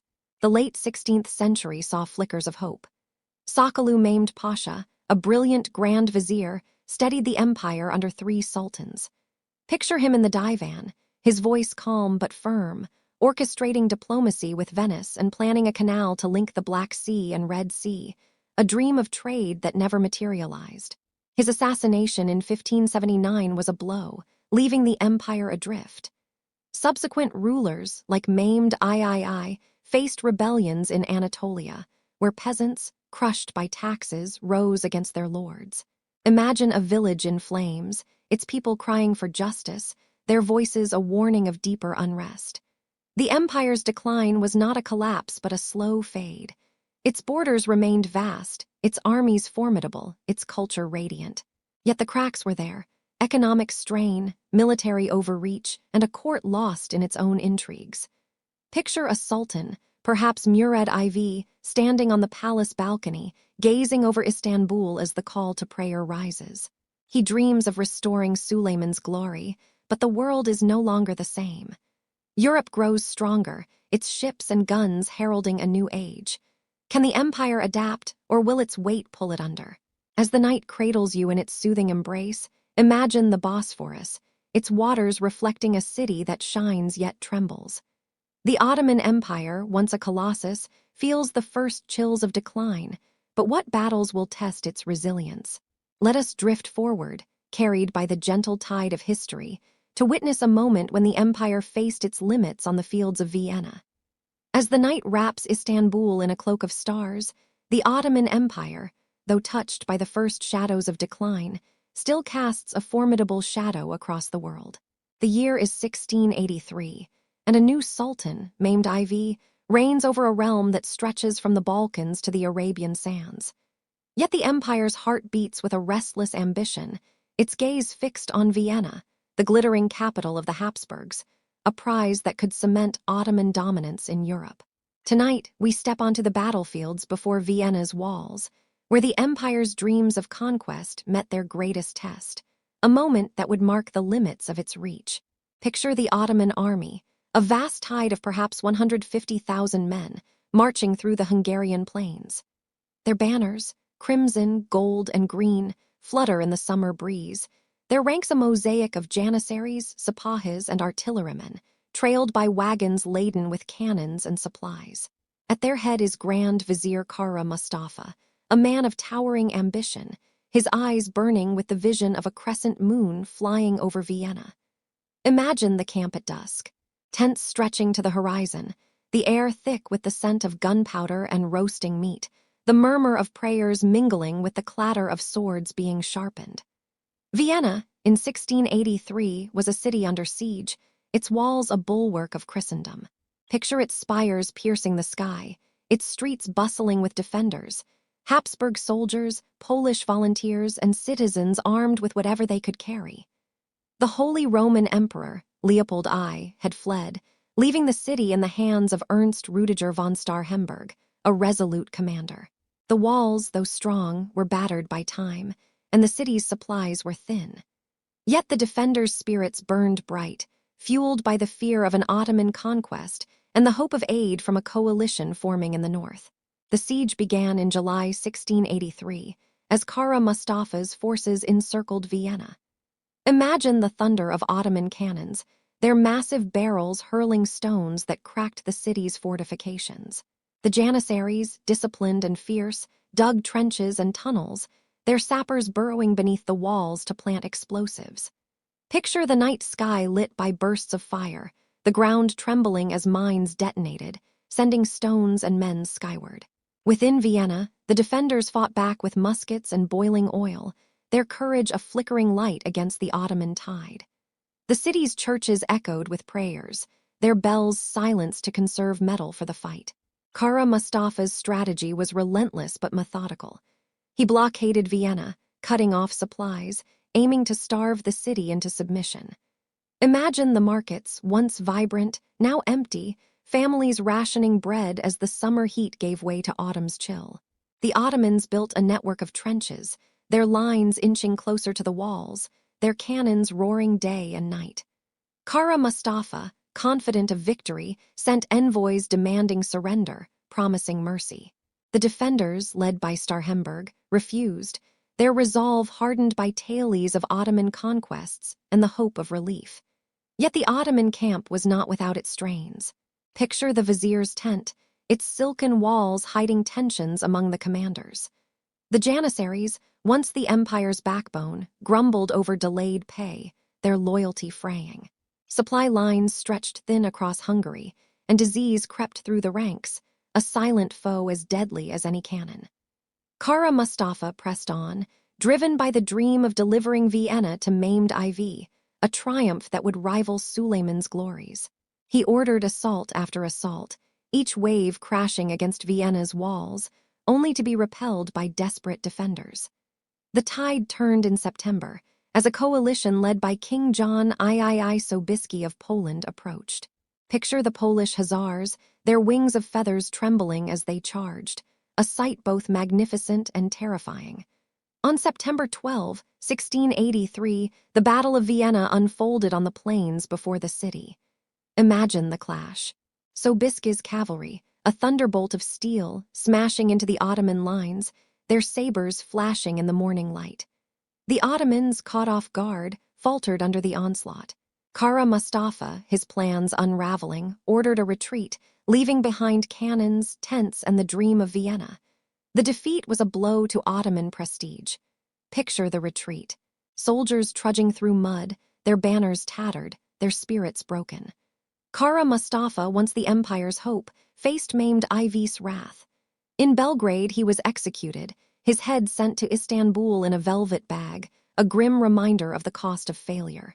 Vienna's survival galvanized Europe, sparking the formation of the Holy League, a coalition determined to push the Ottomans back. The empire, though still vast, had reached its European zenith, its borders now under threat. Life in the empire continued, its vibrancy undimmed. Picture Istanbul's bazaars, still humming with trade, its mosques still soaring with Sinan's genius. Yet the defeat at Vienna lingered, a crack in the empire's armor. The Janissaries grew bolder, their influence a shadow over the throne. The treasury, drained by war, struggled to fund the empire's ambitions. Maimed IV, a ruler more hunter than statesman, leaned on his viziers, their decisions shaping an empire at a crossroads. The siege of Vienna was more than a battle, it was a turning point. Europe, once a field for Ottoman conquest, now rallied against it. The empire's heart still beat strong, its culture a beacon, but the world was shifting. Picture a janissary, standing guard in Istanbul, his thoughts on Vienna's distant walls, wondering what the future held. Could the empire regroup, or would this defeat herald a deeper decline? As the night enfolds you in its gentle embrace, imagine the Bosphorus, its waters reflecting a city both proud and wounded. The Ottoman Empire, tested at Vienna, faces a new world, but can it rise to meet the challenge? Let us drift forward, carried by the soft tide of history, to explore a fleeting renaissance in the empire's twilight. As the stars twinkle over Istanbul, their light casting a gentle glow on the Bosphorus, the Ottoman Empire, bruised by its defeat at Vienna, seeks to reclaim its brilliance in a new century. The year is 1718, and under Sultan Ahmed III, a fleeting renaissance blooms, known as the Tulip Period, a time of cultural splendor and cautious reform. Picture the city's gardens, ablaze with tulips in every hue, their petals a symbol of an empire striving to shine once more. Tonight, we wander through this delicate era, where art, diplomacy, and ambition danced under the shadow of a changing world. Ahmed III, ascending in 1703, was a ruler of refined tastes, his court a haven for poets and artists. Imagine him in the Topkapi Palace, its courtyards fragrant with roses, his robes embroidered with gold as he listened to verses composed in his honor. Unlike his warrior predecessors, Ahmed preferred the pen to the sword, his reign shaped by a desire to restore the empire's prestige through culture rather than conquest. The tulip period, named for the flower that captivated the Ottoman elite, was a time of elegance, when Istanbul's gardens rivaled Versailles, and pleasure palaces dotted the Bosphorus like jewels. The architect of this renaissance was Grand Vizier Nevşehirli Damat Ibrahim Pasha, a man of vision and subtlety. Picture him in the divan, his voice measured, orchestrating a delicate balance between tradition and innovation. Under his guidance, the empire opened to the west, sending envoys to Paris and Vienna to study European advances. Imagine an Ottoman ambassador, his turban a stark contrast to Parisian wigs, marveling at the printing press and formal gardens, his reports sparking curiosity in Istanbul. The first Ottoman printing press, established in 1727 by Ibrahim Mutafarrika, began producing books on history and geography, their pages a bridge to a wider world. Istanbul itself became a canvas of beauty. Picture the Sadabad Palace, built on the shores of the Golden Horn, its pavilions reflecting in the water, their interiors adorned with frescoes and mirrors. The elite gathered here for lavish festivals, their laughter mingling with the music of lutes and the clink of sherbet glasses. Tulips, imported from the Netherlands and cultivated with fervor, became a mania, their bulbs fetching fortunes in the markets. Imagine a garden party at dusk, nobles in silk caftans admiring beds of scarlet and gold tulips, their beauty a fleeting escape from the empire's woes. Art and literature flourished. Poets like Nedim crafted verses that sang of love and the city's charms, their words as delicate as the tulips they praised. "Let us wander in the gardens of Sadabad," Nedim wrote, "where the breeze carries the scent of spring." Picture a coffee house in Istanbul, its patrons sipping thick coffee as a poet's voice rises, weaving tales of romance and nostalgia. Calligraphers, too, thrived, their pens tracing intricate designs on imperial decrees, while miniaturists painted scenes of courtly life, their colors glowing like embers on parchment. The tulip period was not merely a cultural flourish, but an attempt at reform. Ibrahim Pasha sought to modernize the military, studying European tactics to counter the Habsburgs and Russians. Imagine a janissary, his traditional saber now paired with a musket, training under foreign instructors, his pride warring with curiosity. Yet reform was a delicate dance. The janissaries, ever powerful, resisted change, their barracks a hotbed of discontent. Picture a whispered meeting among their ranks, their voices low as they plotted to protect their privileges, a shadow over the vizier's dreams. Diplomacy, too, marked this era. The Treaty of Passarowitz in 1718, which ended wars with Austria and Venice, gave the empire a rare pause. Picture envoys in Belgrade, their quills scratching out terms that secured peace, however fragile. Ahmed III used this respite to strengthen ties with France, exchanging gifts and ideas. Imagine a French clock, its gears ticking in the Topkapi, a symbol of a world drawing closer. Yet this openness stirred unease among conservatives, who saw Western influence as a threat to Ottoman traditions. Picture a scholar in a madrasa, his brow furrowed, arguing that the empire's soul lay in its past, not in foreign novelties. Life in Istanbul during the Tulip period was a blend of opulence and tension. Walk through the city's streets. Markets brimmed with silks and spices, but inflation gnawed at purses, a reminder of economic strains.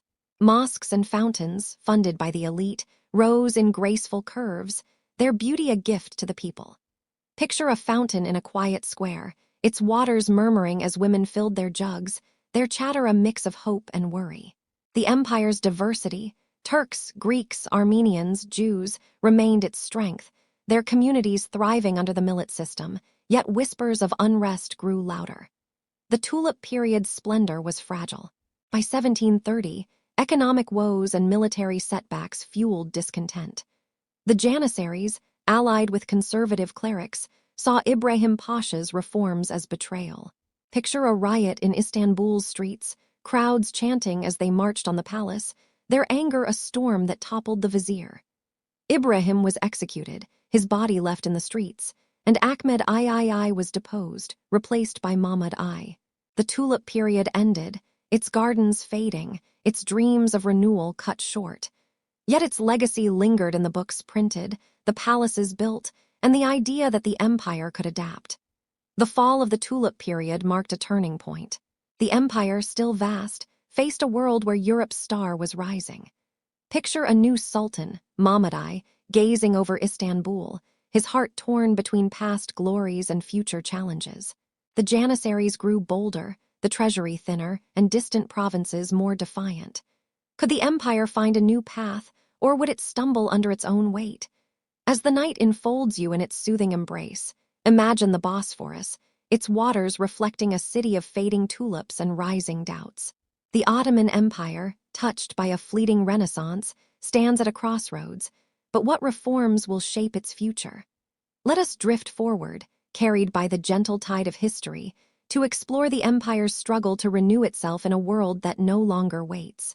As the stars cast their gentle light over Istanbul, the Ottoman Empire, now in the early 19th century, stands at a crossroads, its once dazzling glory dimmed by the weight of time and change.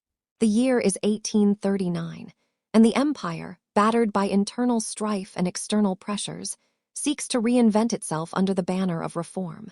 Picture the Bosphorus at dawn, its waters shimmering with the promise of renewal, as a new sultan, Abdülmecid I, dares to dream of a modern empire. Tonight, we wander through the era of the Tanzimat, where the winds of reform stirred the empire's soul, striving to hold back the tide of decline.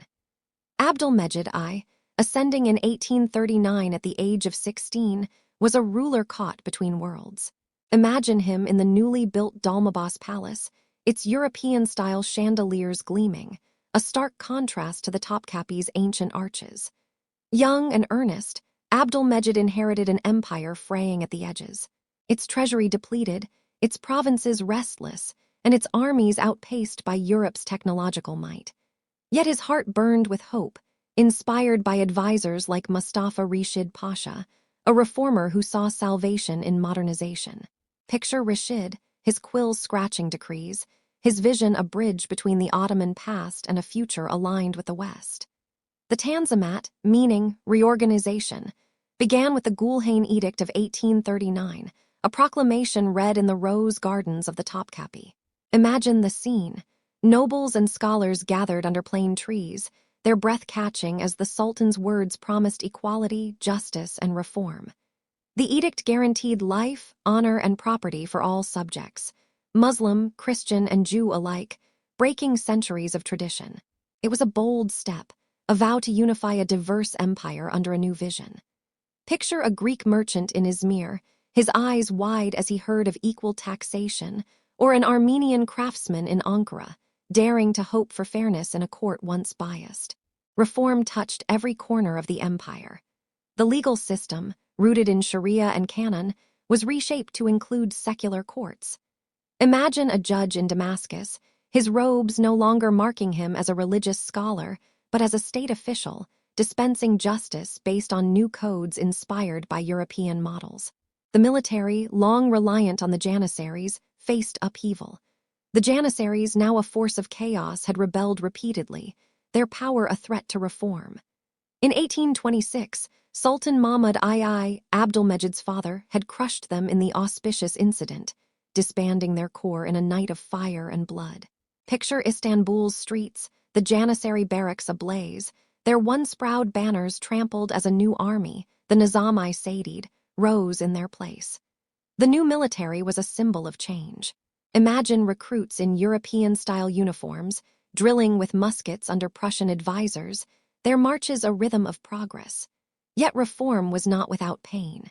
The old guard, religious scholars, provincial elites, resisted, their voices raised in mosques and coffeehouses, decrying the loss of tradition.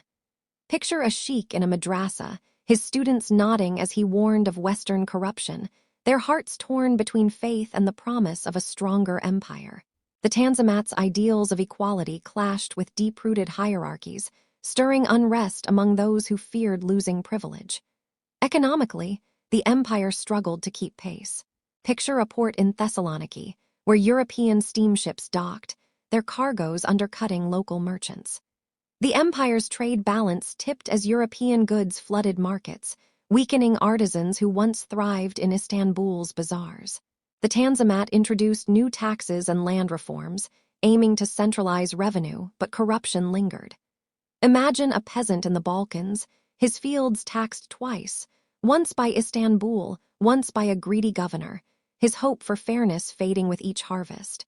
The treasury, burdened by wars and loans from European banks, sank deeper into debt, its coffers a mirror of the empire's fragility. Education was a cornerstone of reform. The Tanzimat established secular schools, where students studied mathematics, engineering, and European languages alongside theology. Picture a classroom in Istanbul, young men in fezzes poring over French texts, their minds open to a world beyond the empire's borders. The first Ottoman newspapers emerged, their pages filled with debates on reform and progress. Imagine a coffeehouse, its patrons arguing over printed words, their voices a chorus of hope and skepticism. These schools produced a new elite, bureaucrats, officers, and intellectuals, who dreamed of a modern Ottoman identity. Yet the empire's diversity, once its strength, became a challenge. Nationalist movements stirred among its peoples. Picture a Serbian village, its youth whispering of independence, or a Greek tavern, where songs of freedom replaced Ottoman anthems. The Tanzimat's promise of equality, meant to unify, instead fueled demands for autonomy. In 1821, the Greek War of Independence had erupted, carving Greece from the empire's grasp. Imagine the battles, mountain passes choked with smoke, rebels fighting under banners of faith and nation. The empire, stretched thin, could not quell every uprising, its authority fraying as Europe watched. Externally, the empire faced a resurgent Russia and an opportunistic Europe. The Crimean War 1853-1856 was a crucible, pitting the Ottomans, allied with Britain and France, against Russian expansion. Picture the battlefields of Sevastopol, Ottoman soldiers fighting alongside European allies, their cannons roaring under a foreign sky. Victory came, but at a cost: more debt, more reliance on European powers. The Treaty of Paris in 1856 recognized the Ottoman Empire as part of the European concert, a diplomatic triumph, but one that tied Istanbul closer to London and Paris, their influence a double-edged sword. Life in the empire was a blend of hope and hardship. Walk through Istanbul, new gas lamps lit the streets, steamboats plied the Bosphorus, and telegraphs connected the capital to distant provinces. Yet beneath the surface, tensions simmered. Picture a family in Anatolia, their home modernized with European furniture, but their hearts heavy with taxes and fear of change. The Tanzimat's reforms were bold, but incomplete, their promise of equality often thwarted by bureaucracy and resistance. As Abdülmecit's reign continued, the empire stood poised between renewal and ruin. Picture him on the Dolmabahce balcony, gazing over Istanbul, his dreams of a modern empire tempered by the weight of reality. The Tanzimat had lit a spark, but could it kindle a lasting flame? Nationalist fires burned brighter, and Europe's shadow loomed larger. What would become of an empire struggling to redefine itself in a world that no longer bowed to its might? As the night cradles you in its gentle embrace, imagine the Bosphorus, its waters reflecting a city caught between past and future. The Ottoman Empire fights to renew itself, but can it hold back the tide of change? Let us drift forward, carried by the soft current of history, to witness the empire's struggle as the sick man of Europe. As the moonlight bathes Istanbul in a silver glow, the Ottoman Empire, now in the late 19th century, stands as a titan weathered by time, its once mighty frame strained by the weight of a changing world. The year is 1876, and the empire, dubbed the sick man of Europe by a scornful Tsar Nicholas I, grapples with rebellion, debt, and the relentless march of nationalism. Picture the Bosphorus, its waters lapping at the shores of a city caught between its storied past and an uncertain future. Tonight, we wander through the empire's twilight, where dreams of reform clash with the specter of decline, and a new sultan dares to challenge the gathering storm. Abdulhamid II, ascending in 1876, was a ruler of sharp contrasts, pious yet pragmatic, revered yet feared. Imagine him in the Yildiz Palace, its modern halls a far cry from the Topkapi's ancient splendor, his eyes scanning reports from across the empire. A man of keen intellect, Abdulhamid faced a realm unraveling at its seams. The Tanzimat reforms had promised renewal, but their fruits were uneven, bureaucracy bloated, debts mounted, and provinces simmered with unrest. Picture him at his desk, surrounded by telegraph machines clicking with news of rebellion, his heart heavy with the burden of holding an empire together. The empire's troubles were many. Economically, it was tethered to European banks, its treasury drained by loans taken to fund reforms and wars. Imagine a merchant in Istanbul's Grand Bazaar, his wares unsold as European goods flooded the market, his coins worth less each day. The Ottoman Public Debt Administration, established in 1881, gave European creditors control over taxes, a humiliation that stung like a wound. Picture a tax collector in Anatolia, his ledger overseen by foreign officials, their presence a reminder of the empire's weakened state. Nationalism, a fire kindled in Europe, now burned within the empire's borders. The Balkans, once a mosaic of peoples under Ottoman rule, became a battleground of identities. Picture a Serbian village, its youth chanting for freedom, their banners waving in defiance of Istanbul's authority. The Russo-Turkish War of 1877–1878 was a disaster, with Russian armies sweeping through Bulgaria, their cannons shattering Ottoman defenses. The Treaty of Berlin in 1878 carved away swaths of territory. Romania, Serbia, and Montenegro gained independence, while Bulgaria became autonomous. Imagine the map of the empire, redrawn by foreign hands, its borders shrinking like a receding tide. Abdulhamid, determined to stem the tide, turned to autocracy. He suspended the Constitution of 1876, a brief experiment in parliamentary rule, fearing it weakened his grip. Picture the parliament building, its chambers silent, as Abdulhamid ruled through decrees, his spies fanning out across the empire. His reign was a paradox. He modernized while clinging to tradition. He expanded telegraph lines and railways, their tracks stitching the empire together.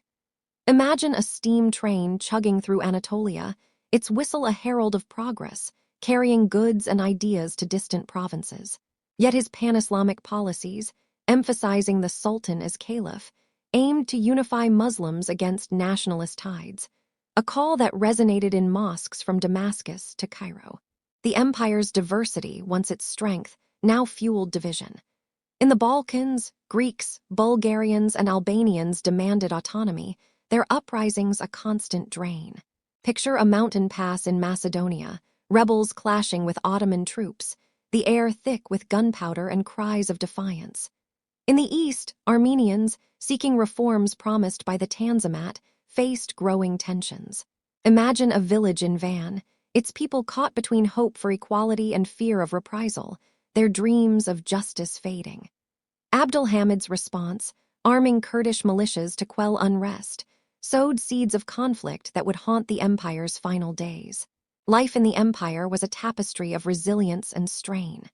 Walk through Istanbul, gas lamps illuminated boulevards, and newspapers debated reform, but poverty lingered in the shadows.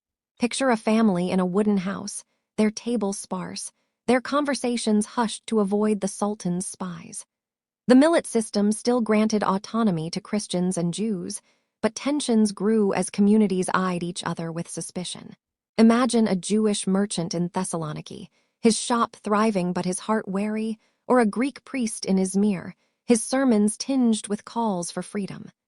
Abdulhamid's modernization efforts were bold but incomplete. He established schools of Lillington, teaching modern sciences alongside theology, their graduates fueling a new class of bureaucrats. Picture a classroom in Beirut, students studying engineering under gaslight, dreaming of a stronger empire. Military academies trained officers in European tactics, their drills a blend of old and new. Yet these advances could not keep pace with Europe's industrial might. Imagine an Ottoman officer, his uniform crisp but his artillery outdated, facing Russian cannons across the border. Externally, the empire was a pawn in Europe's power games.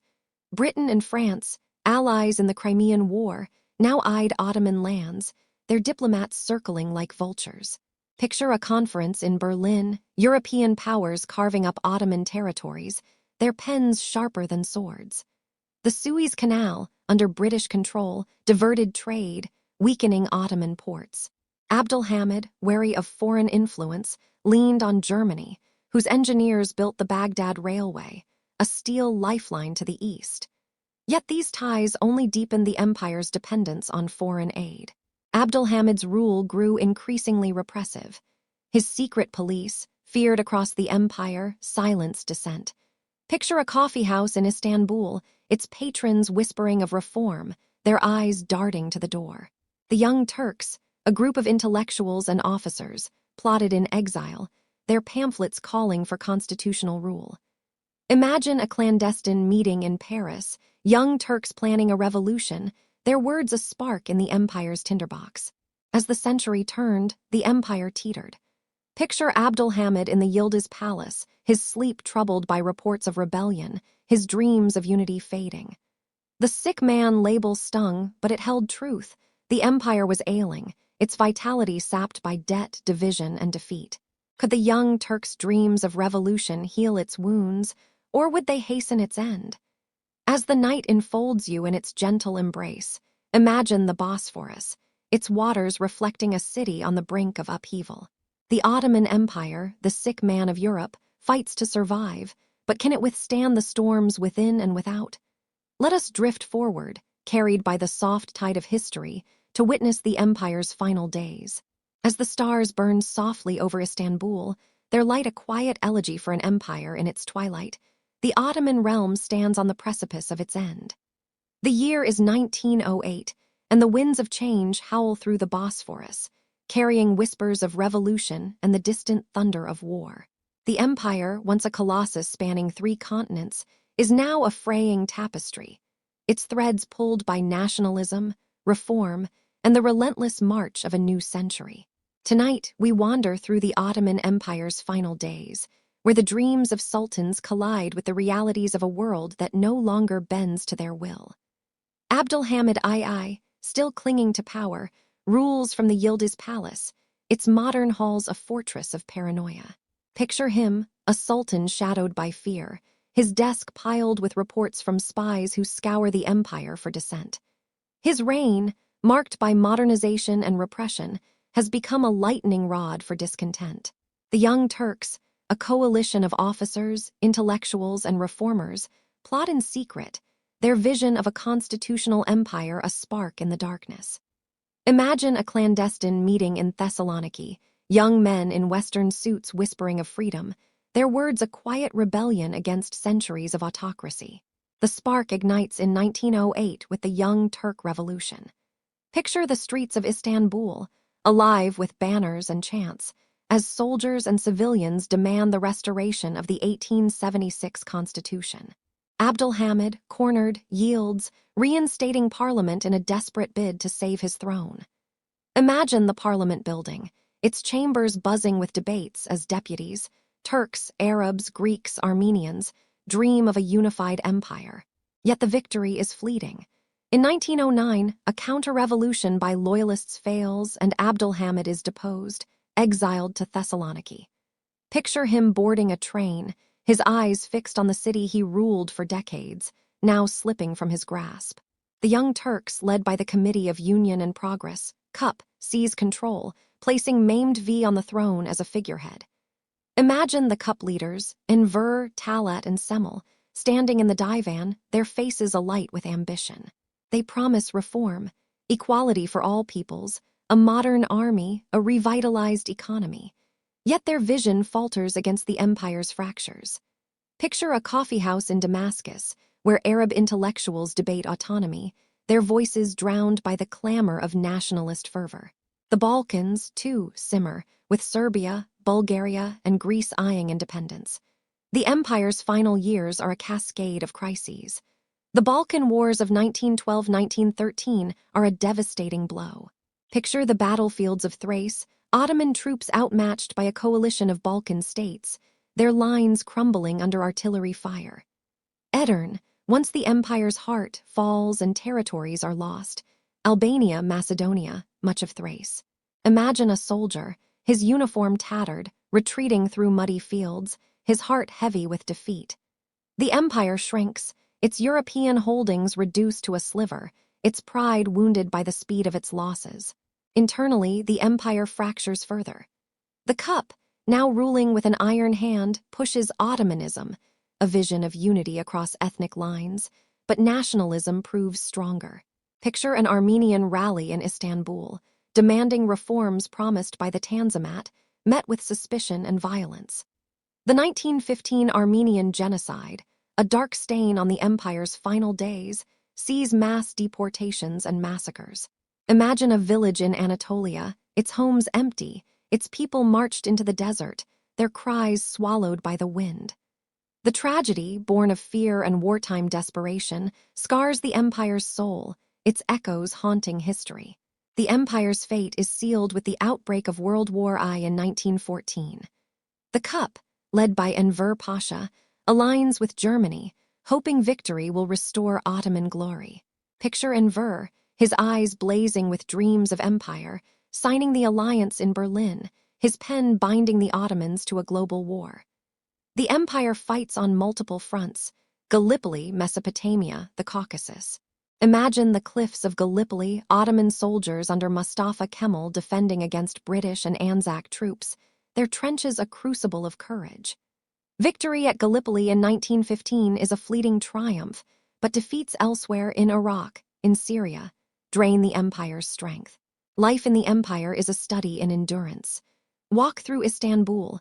Markets are bare, bread rationed, the air heavy with war's toll. Picture a family huddled in a wooden house, their sons at the front, their prayers mingling with the call to prayer. The empire's diversity, once a strength, becomes a liability, as Arabs, Kurds, and others seek independence. In 1916, the Arab revolt, backed by Britain, erupts in the Hijaz. Imagine Sharif Hussein in Mecca, raising the flag of rebellion, his Bedouin fighters cutting Ottoman supply lines in the desert. By 1918, the empire is crumbling. The Armistice of Mudros ends Ottoman participation in the war, a defeat that strips away its remaining territories. Picture Allied ships in the Bosphorus, their flags a stark contrast to the crescent moon. The Treaty of Sevres in 1920 is a death knell, carving the empire into zones of foreign control, leaving only Anatolia under nominal Ottoman rule. Imagine a diplomat in Istanbul, his quill trembling as he signs away centuries of sovereignty, the weight of history on his shoulders. Yet from the ashes, a new force rises.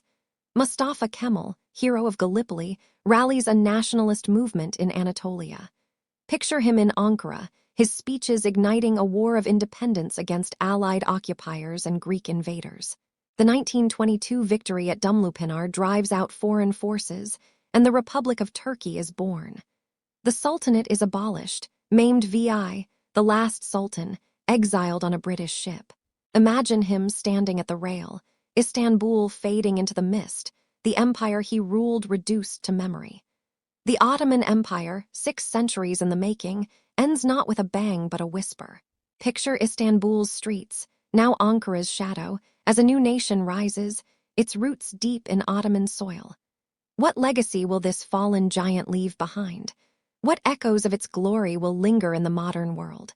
As the night wraps you in its gentle embrace, imagine the Bosphorus, its waters reflecting a city reborn from ruin. The Ottoman Empire is no more, but its story endures, a saga of triumph and loss. Let us drift forward, carried by the soft tide of history, to reflect on the legacy etched in time. As the stars cast their final glow over Istanbul, their light a gentle farewell to an empire that once spanned continents, we stand at the close of the Ottoman saga. The year is 1922. And the empire, dissolved in the wake of war and revolution, has given way to the Republic of Turkey, its crescent flag rising from the ashes. Yet the Ottoman legacy, like the Bosphorus itself, flows on, its currents shaping the modern world. Picture the city at twilight, its minarets and domes silent witnesses to 6 centuries of triumph, struggle, and transformation. Tonight, we wander through the echoes of the Ottoman Empire, reflecting on the indelible mark it left on history, culture, and the human spirit. Imagine standing on the shores of the Bosphorus, where the waters carry whispers of Osman's dream, born in the rugged hills of Surgut. From a small tribe, the Ottomans wove an empire that bridged east and west, its borders stretching from Vienna to Mecca, its cities alive with the voices of Turks, Arabs, Greeks, Armenians, and Jews. This was no mere empire of conquest but a tapestry of cultures, where mosques stood beside churches, where poets sang in coffeehouses, and where scholars mapped the stars. Picture the Suleimani Mosque, its dome a crown against the sky, still standing as a testament to Mimar Sinan's genius, its stones whispering of a golden age. The Ottoman legacy lives in the architecture that defines modern Turkey. Walk through Istanbul. The Hagia Sophia, once a cathedral, then a mosque, now a symbol of shared heritage, its mosaics and minarets a dialogue between faiths. The Topkapi Palace, with its tiled courtyards and hidden harem, tells stories of sultans and their dreams, its treasures a link to a vanished world. Picture the Grand Bazaar, still bustling, its stalls echoing the empire's role as a crossroads of trade, where silk from China met spices from India and glass from Venice. These structures are not relics but living monuments, their beauty woven into the fabric of Turkey's identity. The empire's cultural influence reaches beyond its borders. Ottoman music, with its haunting ney flutes and rhythmic darbukas, inspires modern Turkish compositions, their melodies a bridge to the past. Imagine a concert in Ankara, where musicians blend classical Ottoman modes with contemporary sounds, their notes a homage to centuries of artistry. Ottoman cuisine, pilaf, baklava, kebabs, graces tables worldwide, each dish a story of the empire's vast reach.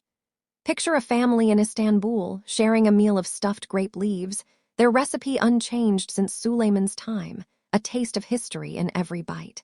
The Ottoman legal and administrative systems left a lasting imprint. The Canon, Suleiman's code, blended Islamic law with practical governance, inspiring modern Turkey's legal frameworks. Picture a courtroom in Ankara, where judges draw on principles of justice rooted in Ottoman reforms, their rulings a distant echo of the divan. The millet system, granting autonomy to religious communities, shaped Turkey's approach to diversity, its legacy seen in the coexistence of Muslims, Christians, and Jews in cities like Izmir.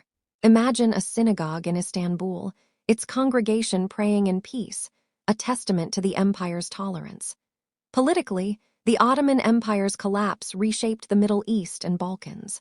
The Treaty of Sevres in 1920, though never fully enforced, drew borders that birthed nations. Syria, Iraq, Jordan each carrying fragments of Ottoman heritage. Picture a market in Damascus, its arches built by Ottoman hands, now part of a new nation's story.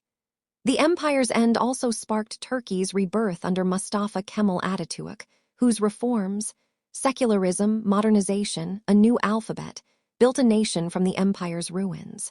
Yet Atatürk's vision owed much to the Tanzimat, its dreams of progress a seed planted in the 19th century. The Ottoman legacy is not without shadows. The Armenian genocide, a tragedy of the empire's final days, left scars that linger in memory and diplomacy.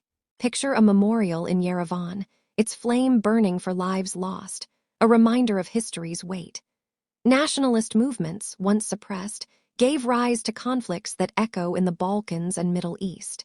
Yet these challenges, too, are part of the empire's story, a reminder of the complexities of governing a diverse realm. Imagine a historian in Istanbul poring over Ottoman archives, seeking truth in faded scrolls, their work a bridge between past and present. Globally, the Ottoman Empire influenced the course of history. Its fall in 1453 of Constantinople sparked the Renaissance, as Greek scholars fled west with ancient texts. Its wars shaped Europe's alliances, its trade routes fueled global commerce, and its culture enriched the world's artistic heritage. Picture a museum in London, displaying an Ottoman sword or a calligraphed Quran, each artifact a thread in the tapestry of human history. The empire's story, its rise from a tribe, its golden age, its struggles, reminds us of the impermanence of power and the endurance of ideas. In modern Turkey, the Ottoman past is both cherished and debated. Picture a street in Istanbul, where a cafe named after Suleiman serves tea beside a statue of Ataturk, their legacies intertwined. Television dramas romanticize the empire's glory, while scholars question its myths, their voices a chorus of reflection. The Ottoman spirit, resilient, diverse, ambitious, lives in Turkey's cities, its people, its dreams. Imagine a young Turk, standing by the Bosphorus, gazing at the skyline, their pride rooted in a history that spans centuries. As we close this journey, picture the empire not as a relic but as a living story.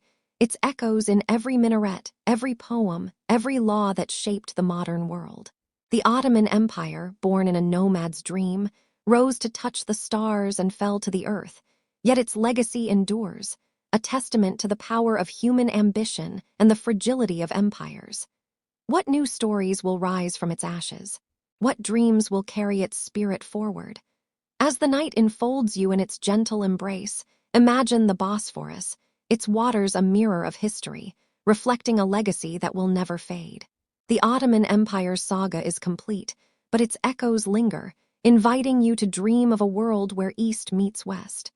Let us rest now, carried by the soft tide of history into the quiet of the night.